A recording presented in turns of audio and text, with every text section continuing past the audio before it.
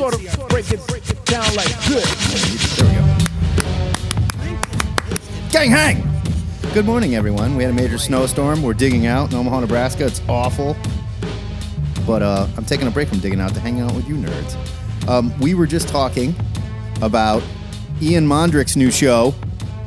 It happens on our Discord. It's totally rad. The Ian's Indie Comic Salon had its first one this Wednesday. I don't know if he calls it Ian's Indie Comic Salon. That's what it's called. That's what it's, I don't have a better name for it. That's what he calls it. And I do. Well, and he calls it the Indie Comic Salon, but like none of his posters said Ian's Indie Comic Salon. Ian, I apologize. I didn't know Joe was going to make fun of your idea, so I'm sorry about that. No, I'm just saying, like, yo, the guy's not trying to promote it as promote his brand. He's trying to lift up others. So he's just the indie comics and make money. You know, that's part of the deal, right? Right. Yeah, he's tapped into that fat vein of THN cash. Get rich on indie comics, especially. I'll tell you what, you want to be a billionaire. Yeah, indie comics. Nothing makes money like independent comics. I was gonna jump in here and calm you guys down, but it's just much more fun to let it go. So. Yeah, well, this is our brand. You know, how did it go though? How did it go on Wednesday, Ian? It went really well. Repeat all that, Ian. I apologize because we weren't. Okay, hold on. Let me pull all my papers back out. I throw the cue cards away after I'm done with them. Hold on. No, it was great. Like I said before, 2 or 3 people rolled by from the THN listeners. It was a couple of my creator friends, and of course Fellhound, who was our first guest. Nice. It was a good time. Like I said, I didn't promote it too heavily, just because I didn't want to overpromise and underdeliver. So it was a lot of fun. I think what we're going to be doing is I'm going to skip this week, but next week I'm going to kind of be doing one more similar to this, like the Gang Hang, just kind of like a creator hangout. Cool. I like to talk like process, and I like to talk about people's ideas and things like that. So I'll probably promote it again for I guess next Wednesday, and we'll kind of do like bi-weekly stuff. I'll have like kind of like a guest every show, and then every other show we'll just kind of do like a hangout or something. Love it. Bad news though, bucko. This goes up on our YouTube, so everyone's going to know about it now. You're famous. Sorry. Oh my goodness. Sorry, pal. Get ready. I hope you're ready to have that much sex with strangers, because this is how it works. Our dozen of subscribers. I was going to say my secret plan to become famous by getting on the THN YouTube channel has finally come to fruition. It's a rocket ship straight to the moon. Let me tell you. Shit, I got to go. Nike's calling. Actually, hold on. I got already. Wow, already. I told those jerks you weren't ready for it. Like, he's not. Listen, you get into indie comics for the money. Mm-hmm. So just like Joe said. Well, I'm glad glad you're doing it. We're thrilled to have you on board, and anything we can do to help pump it up and help indie creators. I was telling Ian a while ago, this is a blind spot for Joe and I. We're superhero guys. We're nerds, and we're mainly screaming about Marvel, DC, Image, IDW, and even some of those are smaller, but we're talking about way smaller. We're talking about people that are doing it on their own. And I think it's awesome that you're out there repping them. I think that's kick-ass. And it's proportional too, because as I become more focused on indie stuff, I've become less focused on like big 3 stuff. That's great. And I think I need to, it's one of those things like, it's true snobbery to like write something and not read the medium that you're writing in, right? Sure, so it's like I have to make sure that I'm not just reading indie shit. So. True. Like, I thought it was garbage. Yeah, well, it's like I mean, just imagine if you were a director and like you made let's say a Batman movie, right? And then went on to tell people that like you never read Batman comics. Yeah, like that would be insulting. Like I would be mad if someone did that. Like Zack Snyder did with the Justice League and Superman. Well, it's like making a Star Trek movie and going, I'm not really into Star Trek.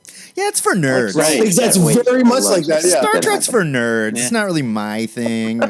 You know what? And you know that these companies are like, I'm not trying to sidetrack, so don't let me. But you know that studios and probably to an extent comic publishers, they look at people that are like, I'm not a fan of X. But I'm going to let's go hire. He's not a fan of X. Let's hire him to write X because he's a fresh new voice, sure, or he's a hot talent, or it'll get news headlines or whatever. Well, but that's also not to say that doesn't get results sometimes. Like sometimes bringing in a voice that's like, yeah, look, I admit I had never done it. Not that they're vitriolic towards what they're doing, but like they just didn't grow up in that, and we want your take on it. That can work. Not always. I think there's a difference. I think there's a difference between hiring somebody who's a comic fan but not a fan necessarily of Spider-Man Sure. to write Spider-Man, as opposed to hiring somebody who has no affection for comics to write comics at all. Yeah, like when you bring in Hollywood writers to write, look, Bob. Yeah. I bring it up all the time. Bob Gale's run on Daredevil, where like Daredevil. But I mean, these people, in guy a lot of cases, these people do have a love of comics. It's just that Bob Gale had a love of 60s Daredevil comics, and Yeah. nobody wanted to read that at the time. God, it was terrible.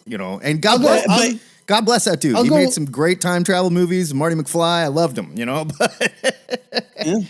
I think it's more important just to, especially with like a lot of the remakes you see, I think it's more important to just understand the core of the character, right? Like my issue with the RoboCop remake isn't like that they remade it. It's that they completely lost all of the subtext that made RoboCop such a good subversive action piece, right? It's like, well, if you lose that and you like, that's what made the movie good. Like that, it's that kind of thing. And it's the same thing with Superman. Like if your Superman doesn't convey the emotionality and like the character of Superman, like a kind, benevolent being, like, and I get that there's like, well, there's a take where he's distant or whatever, but it betrays what makes the character so great. Yeah, it's you and I, Ian, we talked about the latest Evil Dead briefly because we're horror movies. It's like, is it a good horror movie? Sure. Like, did we have to call it Evil Dead? Because that kind of ruined it for me. Because like part of what we Sam loved Raimi about, make it? No, he just produced it. No, Sam Raimi did. He just produced it. Yeah. But like, which means there's nothing really. There's no soul to it. There's no funk behind it. Like Evil Dead was there's fun. nothing that makes it an Evil Dead movie. Yeah, Evil Dead was fun because it was like a Warner Brothers cartoon. It was like Bugs Bunny level humor, right? Yeah. And when you strip all that out and just go, well, now it's just slick, sexy horror with even, the effects were so good that it's just like, well, now I don't feel anything, like, thanks, whatever. Yeah, well, and not to drill too hard down on Evil Dead right now, but I'll just say this: the promise of an apartment building. Mm-hmm. And then only putting it in 2 rooms is just like it's just like bait and switch. Like you got to be kidding me. Yeah. Well, and then they did the Rise of the Evil Dead or whatever thing at the cabin most recently, and even that one, like it's just there's no soul, And that's I feel like when you bring in some of these creators that maybe have a love of it, or they love the person that worked on it or whatever. And you just lose that soul. It's gone. The latest Indiana Jones movie is a perfect example. There is no It's a really soul. good example. No I think soul really, whatsoever. I think another really good example, getting back to Raimi, is Multiverse of Madness, because you can almost see the bits where he was allowed to do stuff. Yeah. And then where the rest of it's just like, well, this is the Marvel movie. You get the fuck out of here. Yeah. I'm not sure if I'm allowed to curse. Sorry. No, we're big guys. But you can watch through and like do the Leo DiCaprio pointing meme every time you see a Sam Raimi bit in Absolutely. that movie. Yeah, exactly. Yeah. Like it's like when it happened in Spider-Man 2, when in the hospital scene in Spider-Man 2, where the arms come alive and slaughter everybody in the operating room, and it's basically like it's an Evil Dead scene, and everyone is, and that was like in 2002 or 3 or whatever year that was like, oh, the pinnacle. But now it's like, okay, you're basically letting Sam Raimi have a flourish here and there while you perpetuate your stupid machine. Yeah. And if they're it's going to like, let him work, because okay. there's rumors that he's going to do more stuff. And if they let him work, fine, I'm into it. But let him work. Let him do it. Right. If you're going to give him Doctor Strange, give him Doctor Strange. The best parts of Multiverse of Madness, Doctor Strange corpse digging out, like of the earth and shit. Right, or fighting Shumagorath with Wong at the beginning. And like the corpse that kind cape of stuff, and like the ghost cape that he wore and everything. Like that stuff was so Sam Raimi and great. But like the overriding story was kind of and I know in the moment as a fan, I was giddy as a schoolgirl, but like let's derail the movie for a half an hour so that we can have a bunch of multiverse Easter eggs with Haley Atwell and John Krasinski and Patrick Stewart. And don't get me wrong, it's great. As a scene, it's great. I love it. But as a part of that movie, it just grinds the movie to a halt. It did. Yeah, it did. But they were trying to do it. I mean, like, it's like you said, you got to get down to the core of the subject. If the characters in your story are afraid to leave their kids alone in a room with Superman because he might go crazy and snap a neck or two, he's not really Superman. Let's maybe circle the wagons back around and refocus. Right. So, okay, who's watching Echo? Is anybody watching Echo? Me! I watched all of Echo. Is anybody else watching Echo? Because we all know Joe's just going to say he loved it. So, no, I mean, I will. I just don't want to spoil anything if we're not watching. I will entertain valid criticism. Yeah, but I have not watched it yet, but it's hasn't it been like 2 days? Like what's it came out on Tuesday. Wednesday night. Tuesday. Yeah, you're right. Tuesday night because we talked about it on Wednesday when we recorded. How long is the embargo? It's 5. I mean, look, it's 5 episodes. It's however long you want, Frank. Yeah, we don't have to talk about it at all. If no one else has seen it, if it's just me and Matt, then we don't have to talk about it at all. I'm not going to spoil I don't anything. mind because I get stuff gets spoiled all the time when I look at the internet. Yeah. My wife and I are waiting for a night when she's free to get through those. Nice. Okay, look, I've seen the first 3, and I'm still very much on board. They're doing some things with the character that I'm not crazy about. Okay. And it's the same type crap that they did in the comics that I wasn't crazy about, where it's like, oh, yeah, that's what Echo always needed. The Phoenix Force. Yes. Well, all right. Pump the brakes. Let's not get too into the weeds. But some of the stuff you're gonna see, just it's inevitable because like they're gonna promote it as like Marvel's newest hero, right? Echo, and it's like, okay, well, I didn't need to see that particular bit. I haven't seen the show yet, but yeah. I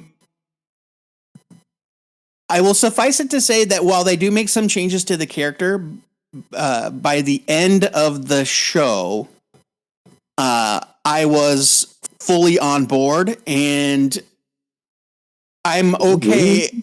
I'm okay with this version of Echo being different because Echo in the comics, she doesn't have a ton. It's not like she's got a whole rich backstory. She's got an origin, and then they stuffed her in the Ronin costume. They turned her into the Phoenix. Like, how many good stories are there just with Echo being Echo? Yeah. 4 or 5? 1? Yeah. 1. The original one, and then the David Mack. I think the David Mack one when he did 5 issues of it. Yeah. I don't know. I legitimately love the David Mack stuff. I liked Echo when she was first introduced. Doppelflanger, just so you know, I didn't mute you because you were in trouble or anything. It just sounded like you were talking to somebody else, so I muted you. You just give me a thumbs up or something. I can unmute you if you want to talk. So, just so you know, I like that character. He's not muted right now. It doesn't look like he's muted. Yes, he definitely is. I like that character originally. It just got away from anything I liked about the character, and they kept inserting her in places and inserting her. And look, I'm not trying to sound like Comicsgate here, but diversity. There you go. There's a better way to do that, guys. Whoa. What do you mean? I mean, we need a girl on the team. Echo, perfect. Why? There's so many other women that we can use that are more interesting. There's other characters that I think would be more interesting to give the Phoenix Force, quite honestly. All right. I'm not sure why the decision was made to make Echo a superpowered Avenger. Yeah. But as far as the show goes, the show sticks to its own mythology. Everything with the supporting cast is golden. It's so good. Her family, the people in the reservation town. Yeah, the guy that plays Dad. I love that actor. Oh, he's great. Yeah, and you know what? And I thought that there would be more flashbacks with him, but he's only in it in the first episode. Yeah. And he's dead, spoiler, because he's dead. Well, but I thought there would be flashbacks. But spoiler, there aren't really. Not to him. His mom lives in Omaha, and I have bumped into him at my coffee shop a couple times. And my sister-in-law went insane one day. I was walking into the coffee shop, and she came out. She's like, "Oh my god, oh my god, oh my god!" I was like, "What? What?" And she knew his name. She's like, "Dude from Westworld and this. He's in there having coffee. I said hello to him. He said hello to me." And I was like, "Are you okay?" That's great. And so while they do make some changes to the character, I think the changes make this version of Echo stand apart in the MCU in a way. And I really like where they're going, and all the Kingpin stuff is perfect. Yeah. Perfect. Yeah, it is. Vincent D'Onofrio just like hams it up the entire show, and it's awesome and brutal. Yeah, man, it's a good show. It's worth watching, and I don't know how many diehard Echo fans are out there that are like so diehard that they'll be mad at the changes that they've made. And I know that Matt is not one of them, so I'm not sure why he's I just think so hesitant about it. I just think because it's like, look, there was a thing that's cool about this character, and you made that mistake in the comics, and like, didn't we learn? Why would we do that again? You know, come on. I don't get it. I don't know. Maybe they didn't get the memo that they were mistakes. Maybe, you know what I mean? Maybe, and maybe they're not. Maybe I'm wrong. Maybe everybody loves it. But so we don't have to talk about it because it seems like not many people have watched it. But I like it very much. I finished it. I think they stuck the landing. It leads to some interesting places. There is a post-credit scene for the final episode that hints at stuff that I'm sure will play out in Daredevil Born Again, if that show ever comes out. Yeah, we shall see. And it's 5 episodes, and they're not that long. They're like 35, 40 minutes. Yeah. And so it breezes by. It doesn't overstay its welcome. You know, they don't pad it out. And yeah, thumbs up for Echo. Give it a watch. I think you guys will like it. All right, Brian, I know you're here, and I know you read several X books this week, and I want to talk to you about Oh, it. my God. Because I want to know what we think. I want to know how we feel, because it feels like things are unraveling. Specifically, I would like to know if you read Wolverine and what you thought about it. I have not read Wolverine. Okay, that's all right. I've read a bunch of Wolverine stuff recently. That Ghost Rider Wolverine like mini series was fun. I don't know if you guys read that, the Helverine thing. Yeah, but that was fun. I liked that. I liked that. People. It's a Reverse, I parked it outside and it ran in to kill people. Hold on. Hey, Doppelflanger. Hey, I'm gonna- Doppelflanger, you are still unmuted, bud. Oh, here, I'm going to mute him. It's okay. There we go. Okay, sorry. Come back, Brian. I done told you he wasn't muted. I unmuted him again. So, thank you, Joe. You were saying, Brian, the Helverine all right, thing. yeah. No, it's a fun little thing if you like Ghost Rider and you like Wolverine and them. It was Oh, fun. that one. Yeah. Helverine. Yes. Yeah, it was very silly and but kind of serious at the same time. Yeah, it was fun. So I know there's is this the recent Wolverine? Is this the Sabretooth stuff? The Sabretooth War has begun. Sabretooth War, yeah. Yeah, I've seen gross pictures online, but I haven't read that. It is the single most violent Marvel comic book, and I'm saying that in light of, you know, Garth Ennis's Punisher stuff, the Max stuff. Even like this is beyond that. This is borderline Avatar in some panels, like, of guts and gore. And You know what? That's a good point. Like, I never saw any Max comic get as gross as Wolverine 41 No, was. people got shot. There was blood, you know, but like literally, we didn't see people being ripped open and guts. You didn't see the eaten and inside stuff. of anybody. Right, exactly. In the Max There was comics, blood, to my but knowledge. there was not gore. Okay, so did you read Fall of X and Rise of Powers of X? or what? Yes, and Did you read Lather, Rinse, Repeat of X? the idea, like the promotions of like we're approaching the end. It's, this story is over. We've seen this story. It's been done for 3 months now. Yeah. They're just slow. It's like putting the cart back at the store after you're done shopping. They're done. Like there's nothing going on here. Except instead of putting the cart back, I think they're just pushing it really hard into the empty driveway, into the empty parking lot. And letting somebody else deal with it. Yeah, it's going to hit the curb and topple over. It's going to crash into a couple other cars. Don't worry about it. Tiny dings. Mark Stern's calling the shot and saying Orcus sticks around after the reset. Saw a preview of Cable, and Orcus is still a big bad. Okay, here's this, Mark, and conspiratorial bullshit talking again. I don't know anything, all right? but we know Tom Brevoort is coming. We know they're resetting in July. This shit feels super rushed to me, like they're trying to get it over. I think this Cable book was already in the pipeline because otherwise July is 7 months it'd away. be starting in July. Yeah. Otherwise, and so I think we got time. This Cable thing, Orcus is there because they're still tying up all this crap. Well, I don't think Orcus. Well, I mean, don't think any of Cable this comes around out Orcus. before the reboot. Cable comes out next week. So yeah. Right. Yeah. So, okay.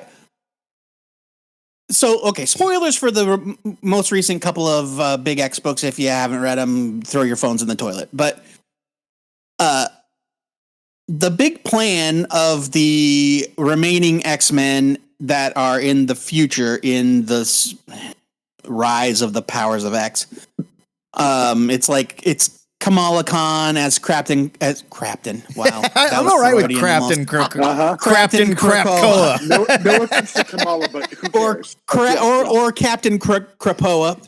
Crapton Crapkoa. Yeah. I think Crapton Krakoa is probably, it rolls off the tongue a little easier. It's Sync in Professor X's floaty chair and Wolverine, obviously because of sales. Right. And then I don't even Shadow Cat. Who is Shadow Tiger? Shadow Tiger. Sorry. Why is it Shadow Tiger? Why is it? Because it's 10 years later, and she's possessed. she ate the she's death absorbed seed. one of Apocalypse's death seeds. Yeah. Wait, hold on. They're calling Shadow Cat Shadow Tiger. Shadow Tiger. Yeah. In the future, Ian. Not for real. Okay. Alternate future. All right. Okay. And then the ghost of Iron Man driving an Iron Man suit. Yeah. And it's like, this is the X-Men. And their big plan, they're in Moira's no space, that bubble outside of time and space that she hid in. And they're hatching this plan to take the world back from Orcus and restore humanity. And the plan is go back in time to before Moira's mutant powers kicked in and kill her as a kid. So they're going to go back in time and murder a child to reset the timeline. Sure. They should go back in time and knock off a young Jonathan Hickman before he got involved in all this. Leave Moira alone because she didn't do it.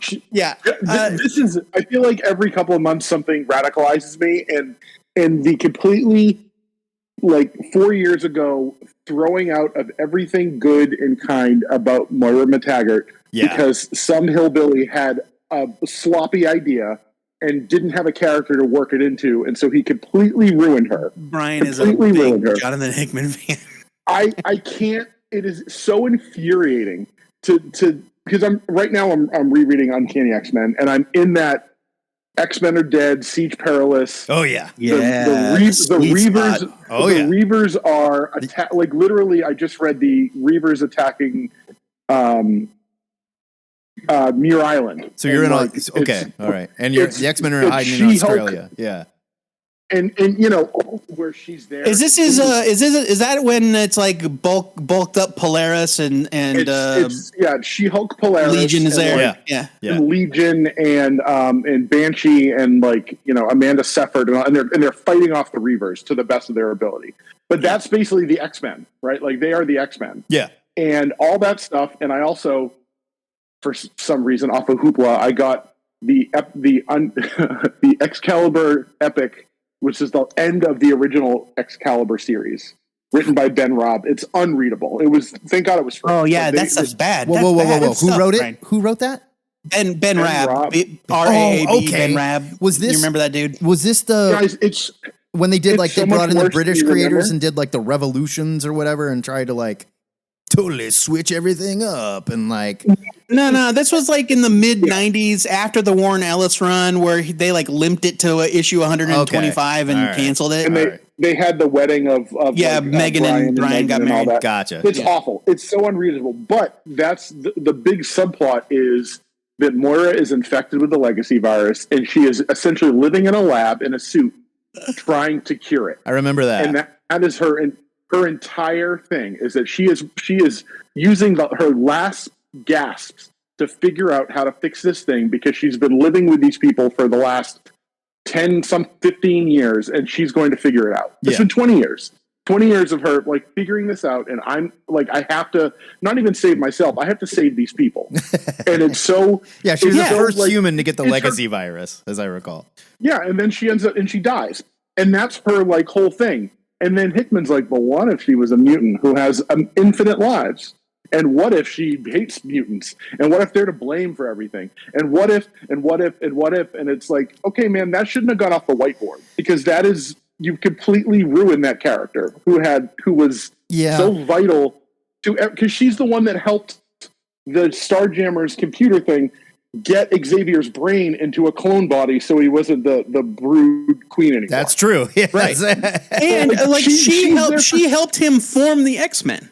Yeah. She is integral to this. It's like basically being that like, oh, Magneto was never a mutant. Well, she used to be the human soul of the X-Men, whereas you had Charles and Magneto were, like your mutants that were at odds, but they were still very much same beliefs. And she was the human connection to the team. She was a sympathizer. She was showing not all humans are bad and stuff like that. Like, I loved that character. Now, hashtag not all humans. I did not mind. At first, I did not mind what Hickman was doing because I thought there was a different direction this goes, maybe. Nope. I don't know if it was robot. Hickman. He turned her into a killer robot. I don't know if it was Hickman or if it was Duggan or Gillen. No, because he wrote Inferno. She became a killer robot in Inferno. Yeah, that's true. And he wrote Inferno. That was like the last thing he wrote for the X-Men line. His hands are all over it. Yeah. His dirty that's fingers true. are all over it. I didn't even think about that, but that's absolutely true. And I will say, like, look, we all knew when Krakoa started. I think Mark is trying to pipe up here too. So Mark, just start screaming if you got something to say. Mark, please, yeah. I don't want to talk over anybody though. No, it's okay. Yeah, no. That's what we We want specialize you in to here. talk. The only reason Matt and I talk is to fill the space. Yes, to speak. Oh, okay. So I love Hickman ever since like I read his Fantastic Four run. Right, like amazing. Yeah. And yeah. Right. And as soon as they announced that he was coming in on House of X, Powers of X, I was like, I'm all in. I added everything to my pull list, everything. And like there were some duds in there, but when it became obvious that like they were some of the writers wanted to keep playing in the initial, Act 1 rather than letting Hickman go and do his thing and move into like Act 2 and the Act 3, final act. Like once we started seeing that stuff, and I think I mentioned this on Discord yesterday, like we started seeing like this is kind of like the equivalent of the D&D guys on Game of Thrones getting past the source material, right? Right. Where like they get past George Martin's books, and now things are. I mean, they're still churning out content, but it's not as good as what we were expecting to see, right? Of course. And so I don't like to bag on Hickman so much right now because who knows? Who knows what his "to me, my Galactus" moment would have been? And Joe said the same thing on the show this week. Like, look, we don't know. Yes, Brian, I'm with you 100%. Yes, his fingers are all over fucking Moira beyond recognition. But this is Hickman. We don't know how things were going to end. We don't know what his end game was with her. Right. We don't. And I feel like this issue that Kieran Gillen just put out, like they literally came into the office and they were like, all right, we're done in July. And they're like, we got a whole nother year of this. They're like, no, you don't. And Kieran Gillen's like, no problem. Yeah, jump 10 years ahead. Grant Morrison style. Watch this. It's like, it's kind of like, it makes me think of that anecdote about the death of Superman, where they're having the Superman editorial summit, the creative summit, to plan the next like 2 years worth of storylines or whatever. And they're brainstorming and they're like, okay, well, what about this? Or what? Okay, how about he meets Wave Rider and he goes on a time travel adventure and yada, yada, yada. And Brainiac attacks the Earth. And Jerry Ordway, as he did every single year at the meeting, said, I think we should just kill him. Yeah. And that one time, Mike Carlin, the editor-in-chief or whatever, the main editor of the Superman books, was like, yeah, okay, let's do it. And that's kind of what this reminds me of, is that like somebody came in and they're like, I think we should do this. And Jordan D. White and Tom Brevoort or whoever, Jordan White is the editor of the X-Books, said, yeah, great idea. Killer robot. Let's do it. You know, and it's just like, ugh, no. Yeah. But here's the thing. If this is going the way that we think it's going, which I'm also not okay with, but if it's going where we think it's going and all this just gets erased and it doesn't matter and we reset the X-Men timeline or whatever, and for some reason the whole rest of the world is not affected or barely affected, then I mean, these people should everybody's know this fine. shit by now. Moira's fine. It's- You know, I mean, like, hooray. There have been so many stories about how you can't really change the past in the Marvel universe. Unless All you're you in a do is hurry create. unless you're in a hurry to relaunch something, then you can. Well, yeah, right. But so beyond that part of it, which I will admit is kind of a nerdy continuity thing to cling to. If there's no Moira, she doesn't help Charles form the X-Men. There's nobody curing the legacy virus. There's nobody like forwarding the cause of mutant research. Like, what happens? Like, what world are you left with if there's no Moira? Do I trust that they thought this out beyond just like, she's a reset button, the end? Yeah. No, You know? because it's like the new 52 with DC, Joe. It's going to be like people are going to trip over themselves trying to explain how Batman has raised 3 different It's a Robins Jenga in tower. 8 years. Yes. Yeah. It's a Jenga tower of continuity, and they were like, let's just pull out this peg and this peg and this peg, and next thing you know, the whole thing is rickety, and you're like, well, shit. We kind of needed that peg to make this part more steady. Right. You know, and it's like, guys, you can't. You know, that may be, but I'll tell you guys, as a serious X-Men outsider, I sort of welcome the opportunity to find my way into one or two of these books. And I think that's what Tom Brevoort is banking on, Mark. I think that's exactly what. Yeah. Or do you mean the Hickman books or the new books? The stuff in July, the relaunch. Okay. Now, yeah, because I'll tell you guys, a couple Go of years ago, I thought, hey, let me dip my toes into this X-Men stuff a little bit. Sure. And I was like, holy cow, there are 15 books every week. And 3,000 characters that I don't remember from the cartoon when I was, 11. Sure. And so I was like, okay, I'm out, And if there's a new place to jump on, I'll give it a go. Yeah. And I think that's what they're banking on. And we don't know that it's not, like, it might be the relaunch might be great. We don't know who they're going to get. Oh, I bet it'll be fun. I bet it, But I bet it's fun. just they've got so much to undo. Joe, they're bringing in Gail Simone. She's going to be writing the X-Men book. Well, that's a rumor. Yes, that is the rumor. Wait, she's writing the free comic book. She's writing the free comic book X-Men issue. Yeah. Which would be very surprising if she wasn't also then writing a title, at least a title. Yeah. Okay. Have we ever had like a woman write Uncanny X-Men? Have we ever had? Well, I mean, Wheezy, Louise Simonson, she was an editor, so I mean, she was did an have her editor, but fingerprints she all was over working that on book. like X Factor and stuff. But have we ever had a female writer on Uncanny X-Men? Like on a long, proper, this is your new writer of Uncanny X-Men. I don't think we ever have. Not on Uncanny or X-Men. I didn't think so. Either of them. Yeah, I didn't think so. They've written titles in the periphery, but not the main. Yeah, she did, I think, maybe 70 issues, 80 issues of X Factor. Yeah. And, they are of questionable.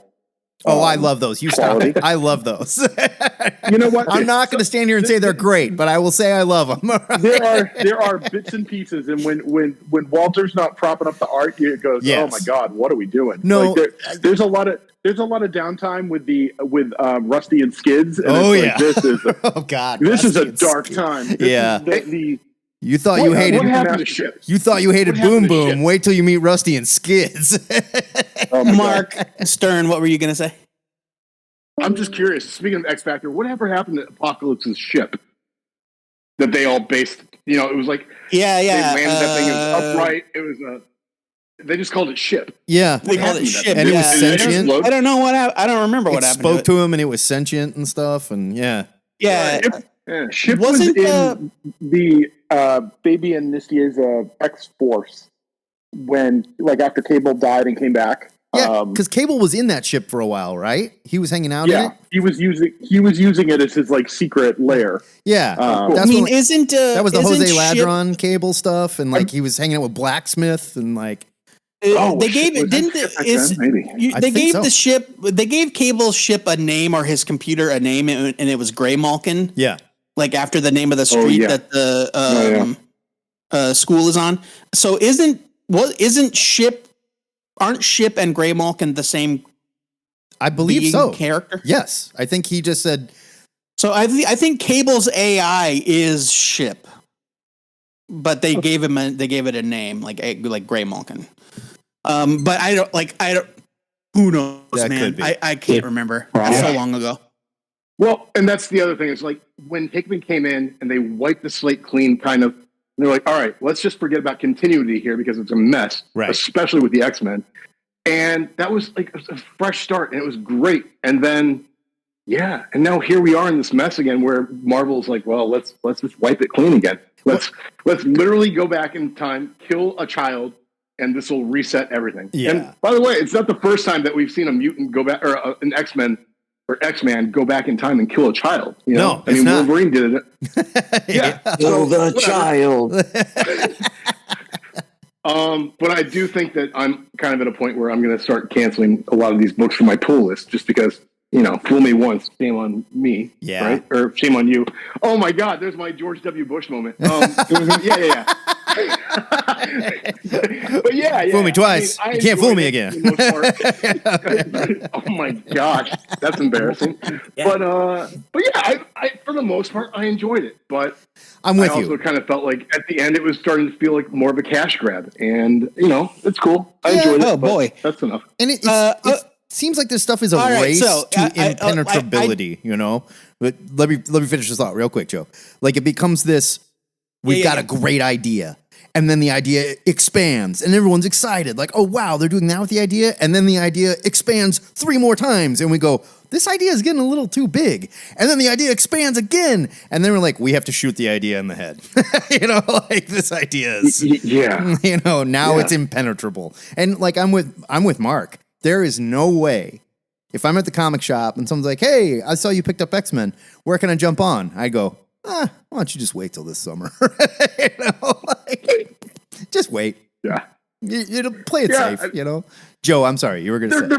Yeah, go ahead, Joe. Sorry. Yeah, no, you're good. You're good.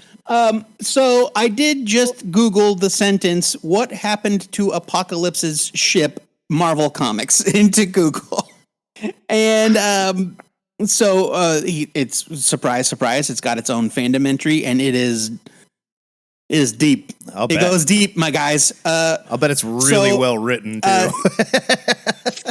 So Gray Malkin was the name of Cable's space station. Yeah.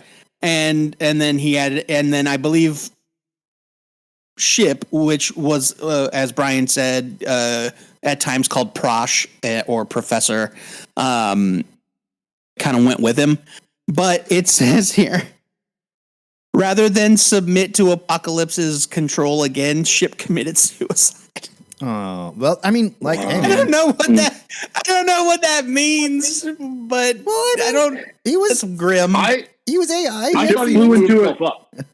He parked in a garage and just, shut down. Until, He closed the doors and turned himself on. Mm-hmm. Only he can't. It's not a carbon monoxide thing. He just runs until his batteries go out and he refuses to recharge. Or like, poor Ship. Goodness me, poor that's Ship. Terrible. Yeah, in the 616 universe, Ship commits suicide rather than submit to Apocalypse's control again. Well, I mean, I get it. Apocalypse. In the Age of Apocalypse universe, Ship was destroyed by Sunfire while it was in orbit of the moon. Oh. So there's your little snippet about what happened to Ship. All right. I mean, dating Apocalypse has got to be tough, though. I get it. That dude. Yeah, it's it's not for everybody. Yeah. You gotta have moxie. That's a toxic relationship, I'm sure. Yes. Hey, guys, one more question. Change the subject here. Oh. Whoa! Hold on. Somebody said one. Wait, Mark. Wait, hold on. Real quick, Mark. We'll do that in a second. You said one more question. One more question. No, we've probably talked enough about the X-Men. That's okay. We can move on. Never. I have one more question about this. Mark, don't let the other Mark intimidate you. Be intimidated, Mark. Don't make me There's only separate you, room for Marks. Oh no, please no. Okay, last question. What do you think? What elements of the Hickman run, the Krakoan era, what do you think they're going to keep on with the reset? Because, like we said, we already see. Yeah, I saw you put that question in the Discord, and I think that's a really interesting question. I think it could be as much as 0%. Like they could just say, "Done. We're done here." Like go full Grant Morrison in the end of the Grant Morrison run, where he's like jumped in the future, big thing happens, it's totally crazy, the end, gone, bye. Well, but that's not exactly true, Matt, because like X Corp still exists. Like things from the Morrison run didn't all go away. Not all of it. I mean, I suppose, but the story ended. I mean, I know what you mean. Like, well, yes, his story ended, but I think that I think we're done with Krakoan technology because without Krakoa, how does that work? Yeah. You know, like Krakoa turned into a man and ran away. I think we're also done with Immortal X-Men. We're not coming back from the dead anymore. I think that's gone. The 5 over. I think it either goes so far as to there will either one of the 5 will either be irrevocably killed, or please be hope. Please they be will hope. lose Please all be knowledge of the. They'll lose all knowledge of the resurrection process. Like they'll just like they didn't know it happened. Like through some sort of time twisty thing. Like they'll just like forget that they can do it. I have a feeling this is like the X-Men can't have that power forever. There's no way that's sustainable for more than. It's also not interesting anymore. Yeah. There's no stakes. It's not interesting. Not that there's ever stakes when a comic book character dies, but when you say there's no stakes, you know, we'll go back. Right. We'll go back to the good old days when X-Men characters die and never come back. Yeah, right. Exactly. Lord knows we're still missing some. Cheers, X-Men Trevor. Yes. Yeah, it's like we'll pour one out for Bird Brain. Oh man. But so I think that. I think for me, as a reader, the stakes weren't like, oh no, a character can die. So the stakes weren't removed so much as shifted. The stakes became, well, what happens when they fuck it up? Yeah. What happens when it goes wrong? What happens when Ben Urich finds out and tattles, to the world? Like those are the interesting things about the resurrection. Or Mr. Sinister. What happens if egg goes missing egg and everybody's messed up? You know. Yeah, and so like there were ways to explore that in an interesting way, other than like a revolving door of death, because that I don't think was ever the point of it. But sure. I don't think that. I certainly don't think that's. I don't think they're going to keep it. Trevor, are they still their own country? Is that going to stick around? No. I think that's gone. I think they'll go back to being scattered and hunted. My guess is we're back at the school when this all starts. What about Mars? Mars gone. Yeah, that shit's gone. So here's the thing. Central Park. It depends on how drastic. Like if they truly do reset the timeline, like they hint at. But what makes me think it's not actually how they're going to go is because it's the first idea you hear. It's like, and when is that ever true? Like, when's the first idea you hear in the first issue of a comic ever what actually happens? Sure. I don't think they're going to go back in time. Sink says, let's go back in time and smother Moira in the crib. I don't think that's actually. I don't think Moira actually gets killed. I don't think they go back in time and kill little girl. I think that is the plan. Something else happens, but I still think. Yeah. There maybe 2% of this is still around, but the rest of it. So I think there's two different tracks we can speculate on. One is if they reset the timeline, what will they keep? And the other one is if they don't reset the timeline, what will survive? Yeah. And I think if they don't reset the timeline, like what's done to Mars is done. Like they terraformed it. It's a livable, breathable planet. And whether or not there are still mutants. Brian. Whether or not there are still mutants there, I don't know. Brian, what were you saying? That was me. That was me. Sorry. Yeah, go ahead. What do you think about like the Chimera then? Because that ties in directly with all this Mr. Sinister stuff. I'm done so with if they that get rid shit. of that, then what happens to like say Rasputin? right? Hey, that's two questions, other Mark. Easy there, Mark. It's going to be duck soup at my house. Oh, wow. One of you Marks pump the brakes. One of you Marks The pump the Chimera brakes. shit's got to go. Very And this contentious Mark fight. the Rasputin shit, it's done. It's done. It's got to go. I don't think really. Rasputin. I don't think care. Rasputin goes away. No I think- way. I hope think she they. does. I think they figure out a way. It's too good. I don't Just care like about they that figure character. like, look, her timeline got erased, right? She's from the future, and in Sins of Sinister, her whole timeline got erased, and they Fine. still figured out. Then a way there's to even keep less her. problems if she vanishes. Great. No, they're gonna keep Rasputin because she's cool. Yeah. She's cool looking. But it's just, and like, what's yeah. cool And- about her? and- She's cool. She has Colossus powers and magic sword. And like, okay, all right. She's like yeah, man, that's cool. What's wrong with you? It's like when they brought in the Yeah, multi-changers and Transformers because transforming into one thing wasn't enough, you know? Matt, Okay, if transforming no, okay, into last- one thing is cool, then transforming into 6 things is 6 times as cool. Yeah. Okay. And there is a Transformer that does that. Yes. That's right. But yeah. So what's your hottest take then for upcoming X-Men? Do you think it's gonna be like, I don't know, after the reset, the Inhumans come back? How about that? No, I think there's still. Hot take. I think that my hot take is that with respect to the creators they hire, none of the creators they hire for the relaunched X-Men line will be as exciting as Jonathan Hickman was when they announced him. I agree. Yeah. Like who can they possibly get that gets people worked up as much? I also still, I think I don't see it. my hot take is they are so scared of how impenetrable this became that it's time to break the X books up again. So anybody who wants to read Wolverine can read Wolverine. You want to read X-Men? You can read X-Men. You want to read Uncanny? You can read Uncanny.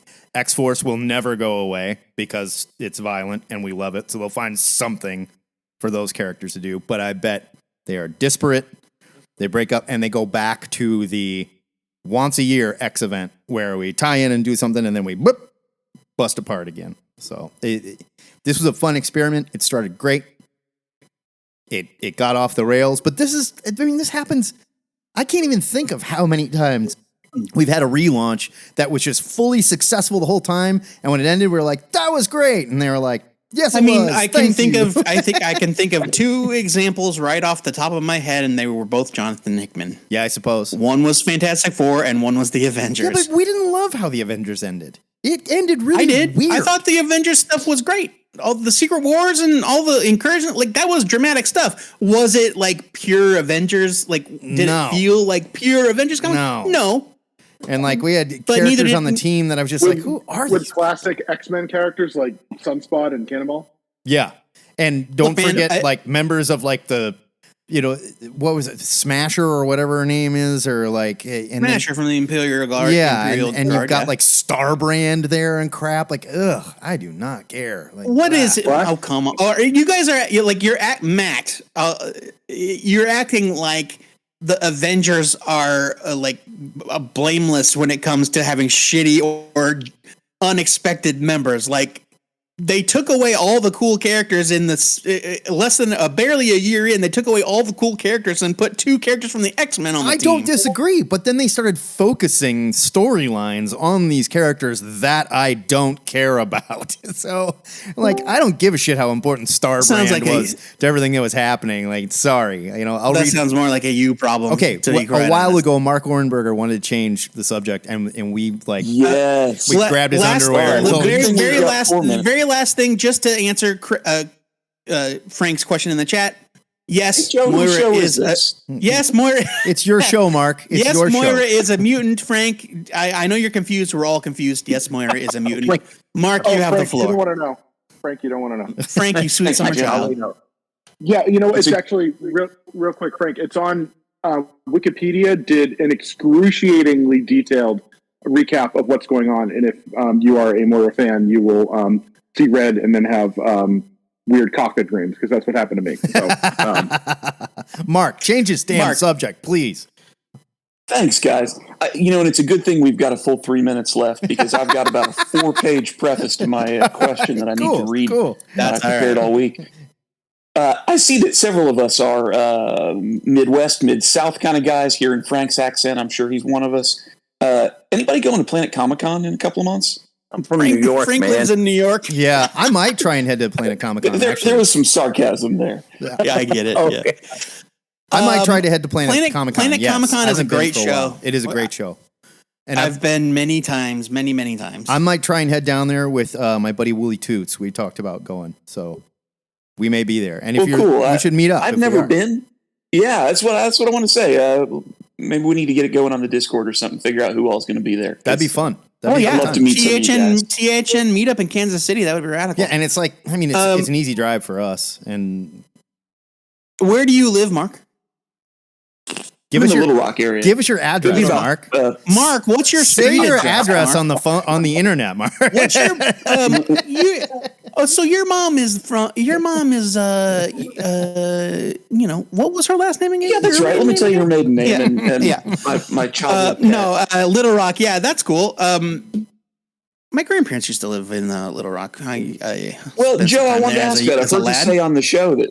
Yeah, I heard you say on the show you used to like going to Arkansas as a kid. Where about? So when I was young, when I was pretty young, my grandpa he was a pipe fitter for Union Pacific. And he got transferred to Little Rock to their place down there. Mm-hmm. And so they actually lived in a town outside of Little Rock, outside of North Little Rock called Cabot. Oh yeah, I live in Sherwood, which is just up the road.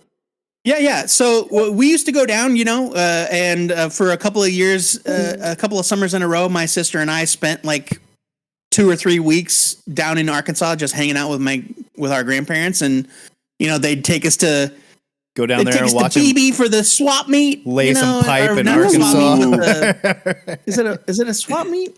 I guess it is a swap meet. They got a flea market there, I think. Flea market. Thank you. I couldn't think of the word. Yeah. So they took us to the BB flea market. We went to Hope, to the hot springs, we did all kinds of fun stuff down there. Arkansas is a beautiful state. Beautiful state with cool the place. friendliest people you will ever meet. So let's go back to Planet Comic-Con real quick. Yeah. I haven't been to that show probably 10 years. And it's bigger now, right? It's much bigger than it used to be. It's huge. Yes. Right? Much bigger. Like it's one of the biggest in the looks Midwest like it. next to Chicago, more or less. Yeah. So Planet Comic-Con was always a pretty big show. They were big enough that they would get decent creators and not all creators. Like a lot of times with these, mid to small shows, You get all the Iowa guys, you can get cool creators, but mostly those cool creators live in the area. Right. But PlanetCon, they got Jim Lee one year. Yeah. They got Michael Turner one year when he was still alive. And so. Oh, he was still alive when they got him? Right. They got the corpse of Michael Turner. It was weird. You don't think but people would show up for that? Like he's in a glass case. 100% I do. Like Stalin. Yeah, it's a or Lenin. Oh, hey, pardon me, our like buddy Lenin, John not Bunker- Stalin. John Bunker's here, and he just posted the guest list. But Huge yeah, guest list. and so they've grown and grown and grown, and they're also big with media guests. So when I was still going, this was like 2007. I quit the comic shop where Matt and I worked together, and so I haven't been to Planet Comic-Con since before 2007. But they would get like Gil Gerard and Aaron Gray from Buck Rogers. Let's talk about this year real quick. They've got Jason Aaron, which is cool. They've Greg Baldwin. He's Midwest, but yeah. Yeah, Greg Baldwin, who works on Avatar. Adrian Barbeau is going to be there. Woo! Whoa, from Swamp Thing? God I damn. thought she was dead. John Barenthal, that's neat. Simon Bisley, that's cool. John Phil Barenthal Hester is going to be there. Simon Bisley. Phil Hester is always there, and he's a sweetheart. I'm looking at other cool. names I recognize. Wait, did you say Simon Bisley? Simon Bisley's going to be there. That is No awesome. shit. That is completely awesome. That would freak me so out. yeah, Doug Planet Mankey, Comic-Con. Glenn Fabry. Yeah, Rick Burchett, Cullen Bunn. Yeah, Cullen Bunn's a Midwest guy. I don't know about Rick Burchett, but I assume. Nev fucking Campbell. Oh my God. Whoa. Amanda Connor, Chris Claremont's going to be there. That's fun. I mean, Yeah, that's they're good. loaded. Like, that's good. Glenn That's a Fabry? good Oh, guest shit. list. Glenn Fabry's going to be there. Kevin Eastman's going to be there. This is awesome. Holy crap. Kevin Eastman? Yeah. Jesus. So let's go, guys. Yeah, this is going to be a good time. Patrick Gleason, love him. I can yell at him for never drawing me my Kilowog that I requested years and years and years ago, but drag him. I think you should yell at it. I wish I had met him a little bit later in his career because he did a drawing of a Noble Causes character for me, which was like his first, one of his first jobs. It was an indie thing. And he drew the worst sketch that I think I have ever received in my sketchbook. Ooh, Francis Manifold? That's awesome. Damn. Jim Mahfood. Oh, this is a great lineup. Jim Mahfood? Yeah. Oh my God. This is okay. So yeah, this is a anyway. So long story short, yeah, Planet Comic Con definitely worth going to. It's a great convention, and Eduardo Rizzo is going to be there. The guy that runs it. Who? Eduardo Rizzo is going to be there. That's amazing. Oh, shit. This lineup. Like some of these guys Ben are not Templesmith, like Mark some of Wade. these I got guys my are moonshine hardcover ready. Joe Patrick. Mark Wade's going to be there. I met Mark Wade for the first time at Planet Comic Con. But yeah, these are they're spending a ton of money because a lot of these guys are from England or wherever. I don't know where Eduardo Rizzo lives, but it's not America. Yeah. That sounds awesome. Let's plan on this, Mark. Yeah, we'll put together like a little con, maybe like Con Talk or something channel where we can like, here's plans for all the cons that are coming, and like you guys can throw out, hey, I'm going to this con this weekend. Is anyone going? Like, we'll call it Con Talk. Awesome. Con Talk. Awesome. So Planet Comic Con. I've told this story many times. Hey, tell this story. I got to go because I got to finish digging out my driveway because my wife has to leave, and so I'm in trouble, you guys. Thanks. But all right. Good gang hang. Thanks Joe, for tell your being story. here, Matt. I'm sorry I'll that I talk to you shamed guys you later. earlier.